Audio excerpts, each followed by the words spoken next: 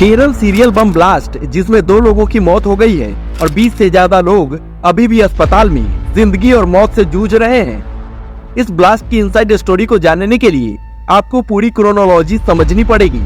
केरल के मल्लापुरम में फिलिस्तीन समर्थकों की एक रैली हुई जिसे जमाते इस्लामी की युवा शाखा ने ऑर्गेनाइज किया था। इस रैली को संबोधित करने के लिए इन लोगों ने खालिद मशाल जैसे एक ऐसे व्यक्ति को बुलाया था जो इजराइल में कत्लेआम मचाने वाले आतंकी समूह का बड़ा नेता है। खालिद मशाल इस रैली में वर्चुअली शामिल हुआ था।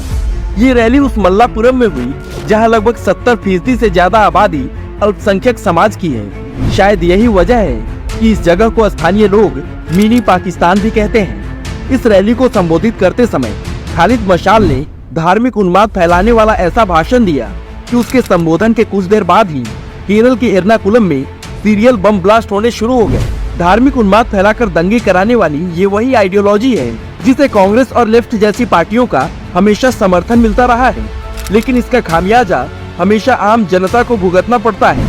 सोचिए, जिस समय ये बम ब्लास्ट हुए उस समय केरल के सीएम दिल्ली में बैठकर इजराइल का विरोध कर रहे थे। यही नहीं, गौर करने वाली बात ये भी है कि एर्नाकुलम जहां ये ब्लास्ट हुए वहां उसी कांग्रेस पार्टी के सांसद और विधायक दोनों हैं जो फिलिस्तीन के समर्थन की खुली घोषणा कर चुकी है। शायद इसीलिए ऐसी घटनाओं से राजनीतिक साजिश की बू आती है। यही नहीं, धार्मिक उन्माद वाले इन भाषणों की भी वही आइडियोलॉजी है जो साल 1990 के मोपला विद्रोह के लिए जिम्मेदार है, जो 1946-47 के डायरेक्ट एक्शन डे दंगों के लिए जिम्मेदार है, जिसने देश के 2 टुकड़े करा दिए, जो 80 के दशक में पंजाब में फैले आतंक के लिए जिम्मेदार थी, जिसकी वजह से ही 1990 में कश्मीर में दंगे हुए और ब्राह्मणों को पलायन करना पड़ा।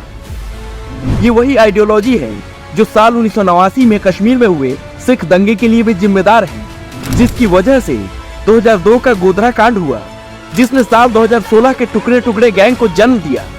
यही नहीं, इसी आइडियोलॉजी की वजह से साल 2020 में दिल्ली में दंगा भी हुआ। इसके साथ साथ यही आइडियोलॉजी जिम्मेदार है ऐसे और सैकड़ों अन्य खूनी नरसंहार, दंगों और हिंसा के लिए, जिसे सिर्फ और सिर्फ देश की मासूम जनता ने झेला है। लेकिन उसके बावजूद कुछ वोट के भूखे नेताओं की भूख शांत ही नहीं होती।